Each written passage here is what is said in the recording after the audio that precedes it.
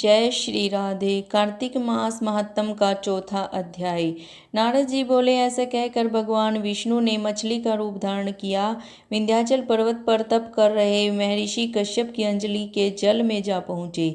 महर्षि कश्यप ने दया करके उसे अपने कमंडल में रख लिया। जब उसने बड़ा रूप धारण किया तो उन्होंने उस कुएं में डाल दिया। जब कुएं में भी न समा सकी तो उन्होंने उसे तालाब में फेंक दिया, और जब तालाब में भी न आ सकी तो उन्होंने उसे समुद्र में डाल दिया। वह वहां पर भी बढ़ने लगी। फिर उस मत्स्य रूपी नारायण ने उस शंखासुर को मार डाला। पश्चात स्वयं शंख को हाथ में लेकर बद्री वन में आ पहुँचे। बद्री नारायण में आकर उन्होंने सब ऋषि व महर्षियों को बुलाया। आज्ञा दी कि पानी में इधर उधर फैले हुए वेदों को ढूंढो और उन्हें शीघ्र मिलाकर मेरे पास लाओ। तब तक मैं देवताओं के साथ श्री प्रयागराज में ठहरा हूँ।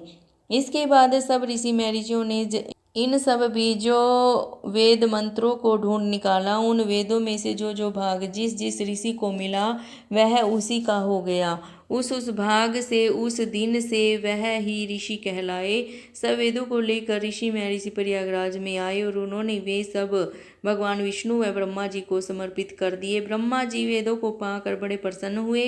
उन्होंने देवताओं और ऋषियों के साथ अश्वमेघ यज्ञ किया। यज्ञ के अंत में देवता, गंधर्व, यक्ष, नाग विष्णु भगवान को दंडवत करके प्रार्थना करने लगे। देवताओं ने कहा, हे देव, हे जगन्नाथ, हे प्रभु, हमारी प्रार्थना सुनिए।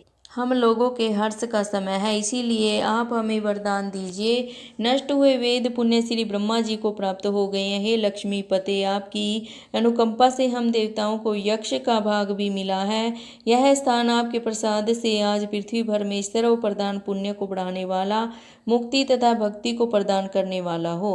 ब्रह्मा हत्या आदि पापों का नाश करने वाला, परम पवित्र और अक्षय फल देने वाला हो। यह वरदान हमें दीजिए। भगवान विष्णु ने कहा कि जो कुछ आप लोगों ने कहा है वह मेरा भी ध्येय है। जैसा आप लोगों ने कहा कि यह स्थान आज से ब्रह्म क्षेत्र के नाम से पुकारा जाएगा। इस स्थान पर गंगा जी व सूर्य पुत्री यमुना जी का संगम होगा। मैं श्री ब्रह्मा जी सहित यहाँ पर निवास करूँगा। यहाँ पर किया हुआ जप, तप, दान महान फलदायक होगा। पहले जन्म में किए हुए पाप, ब्रह्म हत्या आदि भी इस तीर्थराज में स्नान करने से नष्ट हो जाएंगे। जो लोग अपने पिता आदि को वहां लाकर तर्पण व श्राद्ध करेंगे, उनके पिता मेरे स्वरूप को प्राप्त करेंगे। वह तीनों की मुक्ति को प्राप्त करेंगे। मकर संक्रांति पर माघ मास में प्रातःकाल यहाँ आकर स्नान करने वालों के दर्शन मात्र से ही सब पाप मिट जाते हैं। ठीक उसी तरह जिस तरह सूर्य के तेज से अंधकार का नाश हो जाता है। हे मुनिवर, मेरे वचन ध्यान से सुनिए। मैं सर्वत्र व्याप्त रहता हुआ भी हमेशा बद्री नारायण में निवास करता हूँ। सैकड़ों वर्ष तक किसी दूसरे स्थान पर तप करने का जो फल मिलता है वही फल यहाँ एक दिन में मिल जाएगा। जो मनुष्य मेरे उस स्थान बद्रिकाश्रम का दर्शन करेंगे वह जीवन मुक्त हो जाएंगे और उनके समस्त पाप नष्ट हो जाएंगे। सूत जी बोले, ऐसा कहकर भगवान विष्णु अंतर्ध्यान हो गए और देवतागण भी अपने अंशों को वहीं छोड़कर चले गए। जो मनुष्य कथा को श्रद्धा पूर्वक सुनते व श्री प्रयागराज व बद्रिकाश्रम जाने व स्नान करने के समान फल प्राप्त करते हैं।